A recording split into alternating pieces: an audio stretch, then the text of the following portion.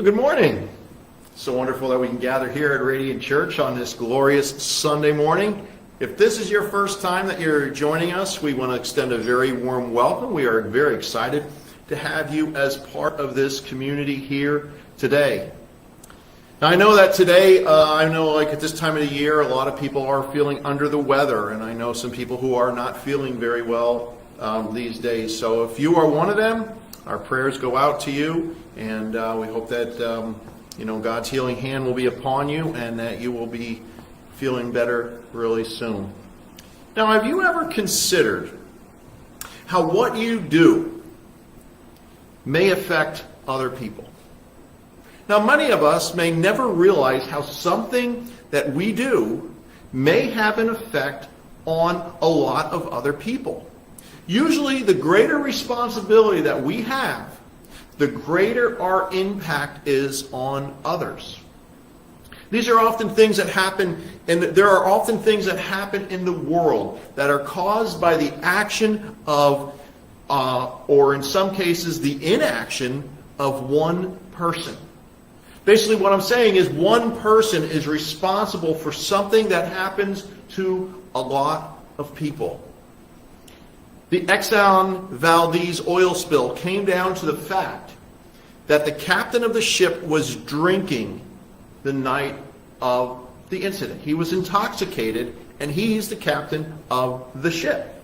Now, what happened was that in March of 1989, the Exxon Valdez left the port of Valdez, Alaska, and it was bound for Long Beach, California, and it had with it 53 million gallons of crude oil.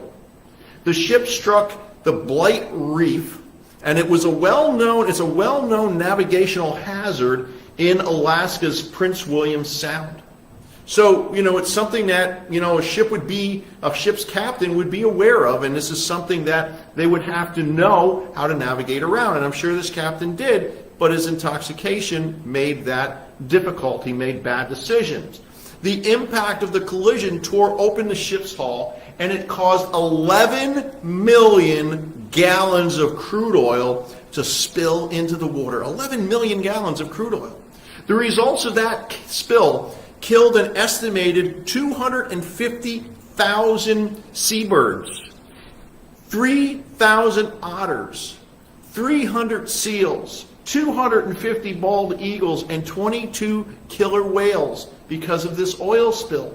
And it is thought that the spill also played a major role in the collapse of the salmon and herring fisheries in Prince William Sound in the early 1990s. All because of this oil spill. Fishermen went bankrupt, and the economies of small shoreline towns in that area suffered greatly in the years that followed. Some reports estimate that the total economic loss from this oil spill was as much as $2.8 billion. A lot of people and wildlife were affected by the negligence of one person. There were a lot of other factors that played into the cause of this spill, but at the heart of it was the decision of one person. It has also been determined that the vast majority of wildfires, and we've been hearing a lot about wildfires lately, and we know that global warming and climate change is playing a major role in these wildfires, but it's been determined that the vast majorities of wildfires are started by the acts of one person. The El Dorado wildfire in California was caused by a smoke-generating polytechnic. It was a device that was used for a gender reveal party. People were going out having a good time, and it just got away from them.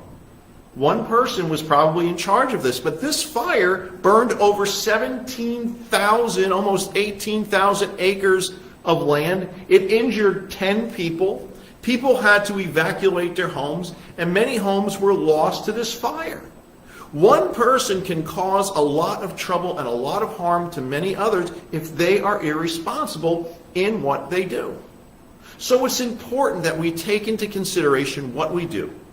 and how it may affect others, and the potential harm and devastation it could possibly produce. So today, we're going to be looking at how Paul tells us about how one person's sin caused devastating effects for all of humanity, and how one person came and rectified that. Now today we are beginning our Lent series, okay? This series is titled, It All Comes Down To. And this past Wednesday was Ash Wednesday, and Ash Wednesday is the beginning of the season of Lent. Lent is a 40-day period that leads to Easter. It's a time for us to prepare our hearts and our minds for Easter so that we are prepared to have a deeper understanding of Easter. So a lot of people do like different things that they normally wouldn't do throughout the year. They take time to do that during Lent. And sometimes it could start habits that will develop throughout, the rest of the year. You could start doing, Bible readings or devotions or prayer time or whatever it is that helps you to set your heart right with God. Those kinds of practices are encouraged this time of the year. So we're going to be doing a series through the Lenten series, and with this series we're going to be talking about faith, we're going to be talking about grace, and about love as we go through the series, the service of Lent, or the season of Lent. We're preparing our hearts for Easter. The title of today's message is All for One and One for All, and we are going to be looking at Paul's letter to the Romans, chapter 5, verses 12 through 19. Romans is in the New Testament. It's between the books of Acts and Corinthians. And if you would like to follow along as I read, turn in your Bible to Romans chapter 5, or open to Romans 5, verses 12 through 19 on the device of your choice. And Romans chapter 5, verses 12 through 19 reads as follows. Therefore, just as sin entered the world through one man, and death through sin, and in this way death came to all people because all sinned. To be sure, sin was in the world before the law was given, but sin is not charged against anyone's account where there is no law. Nevertheless, death reigned from the time of Adam to the time of Moses, even over those who did not sin by breaking a command, as did Adam, who is a pattern of the one to come. But the gift is not like the trespass. For if the many died by the trespass of the one man, how much more did God's grace and the gift that came by grace of the one man, Jesus Christ, overflow to the many? Nor can the gift of God be compared with the result of one man's sin. The judgment followed one sin and brought condemnation, but the gift followed many trespasses and brought justification. For if, by the trespass of the one man, death reigned through that one man, how much more will those who receive God's abundant provision of grace and the gift of righteousness reign in life through the one man, Jesus Christ? Consequently, just as one trespass resulted in condemnation for all people, so also one righteous act resulted in justification and life for all people. For just as through the disobedience of one man the many were made sinners, so also through the obedience of the one man the many will be made righteous. This is the word of the Lord. Now, as we begin to look at this passage in Romans today, it's important to mention from the outset that this passage has been the source of some of Christianity's most controversial, most challenging, and distinctive doctrines. So this is a very challenging set of verses. But just prior to these verses, Paul is talking about justification and reconciliation with God. Now Paul is going into detail as to how that has all come about. Paul tells us that sin entered the world through one person, and because sin entered the world, death also came into the world. Paul is telling us that one person started a state of affairs in which sin and death formed this lethal partnership and entered the world. There's a clear progression here. Sin came through one person, and death came through sin. So when the door was open for sin to come through, death came walking in right behind it. But here, sin isn't just referring to physical death, but it's also referring to spiritual death, which is estrangement from God, which is the result of sin. And if spiritual death isn't healed, it will lead to eternal death, meaning eternal estrangement and separation from God. Now, what Paul has done here is he has personified sin as a malignant force that has been let loose along all of humanity. Paul presents sin in as an active spiritual agent that's at war with God. God is life, and sin has brought death. Sin has brought death to reign among God's creation. But Paul wants to be clear that sin entered the world through one man, the first man, Adam. And that once sin entered the world and brought death into the world, that sin has always been in the world from that point forward. See, many have believed that sin came into the world when Moses received the law. But the law points out what sin is. And sin is an act that violates God's law. So Paul wants to be clear here to remind us that sin has always been in the world. And it's always been in the world even before the law was given to Moses. Paul wants to make that point very clear. Paul tells us that the proof that there has always been sin in the world before the law is that death reigned from the time of Adam to the time of Moses and beyond. So, though sin may not have been known as such as breaking commandments, because there were no commandments at the time, because in Paul's day, sin was known as breaking commandments of God. But sin was still present in the world because death was present. So God's laws were being broken, even though they weren't written out yet. People were turning from God and doing their own thing before the law was given. The universal presence of sin is known based on the universal presence of death. Adam's sin infected the entire human race. And the proof of this is that death is universal.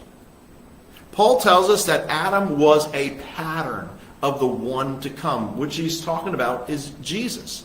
But Adam is a pattern in the case that the universal effects of his act prefigures the universal act of Jesus, which Paul is going to be talking about. Paul tells us about the gift of God's grace through Jesus. He tells us that it is different than the trespass.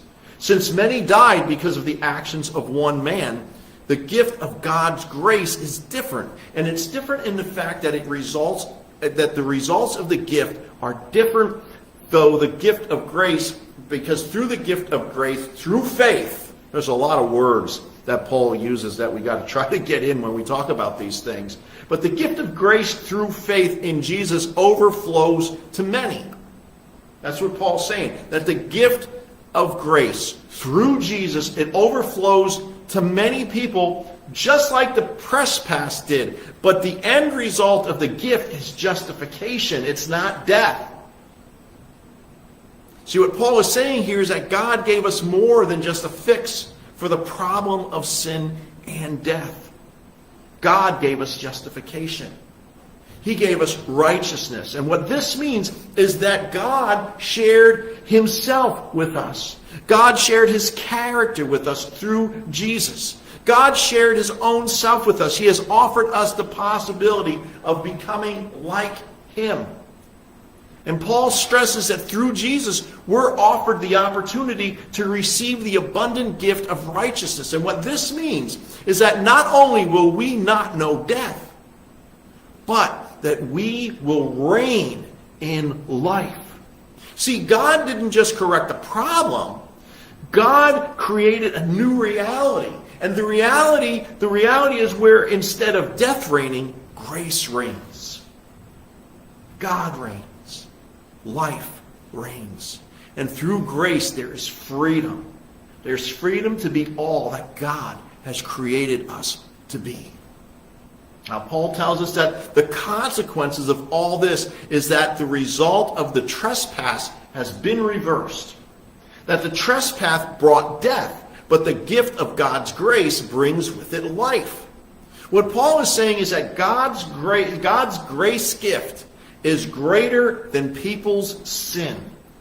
Adam's sin is overcome by the greater work of Jesus through God's grace. It's like in physics, where you need a greater force to overcome another force, like gravity, for instance.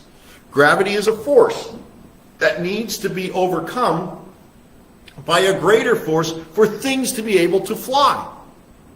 An airliner has to have a greater force than gravity if it's going to fly. A rocket has to break free of the force of gravity if it's going to reach space. It needs to be propelled by a greater force to get up in the air than the greater force of gravity that's pulling it back down. So you need that greater force to overcome another force. By being united with Jesus, we are part of that greater force. Being united with Jesus, we've been brought from the kingdom of death into the kingdom of life. Instead of being dominated by the results of Adam's sins, or Adam's one sin, we are dominated by the greater force of Jesus' righteousness. Now, how we understand these verses is through identity. Our identification is either with Adam or our identification is with Jesus. We are either being in Adam or we are in justification. We are living under justification. We are either living under the condemnation, which is being in Adam, or living under the justification, which is being in Jesus. Just like one person can start a wildfire or one person can cause an oil spill, sin entered the world, bringing death with it through one person. And the decision of one person has a great effect for many. But Paul tells us that there is also good news, that through the works of one man, Jesus, the effects of sin and death have been overcome. What Jesus has done is even greater, and his gift is available to those who want to share this gift and want life through faith. Paul underlines the fact that our right standing with God and our freedom from condemnation isn't based on our righteous acts. But our freedom from condemnation is based on Jesus' righteous acts. It's based on what Jesus has done. But that doesn't mean that we don't have a part in all of this. When we place our faith in Jesus, we have a part in sharing his gift and his love and his word with others. Your act of love could have a great effect on many other people. Through your actions, many more could come to know Jesus and his gift of grace. And they could change their identity and move from death to life. And they can be alive in Jesus. So this week, remember Paul's words here. That Jesus has overcome sin and death because he is a greater force in the world than sin and death are. This week, share Jesus' love with everyone that you meet. Remember, what you do will have a great impact on many other people. Jesus is the one who did it all. He did it all for us. He did it so that we can share in the abundant life that Jesus has to offer. And it all comes down to faith. Amen. Well, thank you for joining us and spending a part of your Sunday with us. And every Sunday we will be right here at the Forks Township Community Center with our live service at 10 a.m. Our weekly message from Radiant Church, as always, is going to be broadcast at 10:30 here on Facebook Live. It's also part of our live service. You can follow and connect with us on Facebook at Radiant Church PA and also on our website, radiantchurchpa.org. And you can also support the ministry of Radiant Church through our website by just clicking the donate button. And throughout this week, may the Lord bless you and keep you. May the Lord make his face shine upon you and be gracious to you. May the Lord turn his face towards you and give you peace. Amen. Go in peace and have a great day.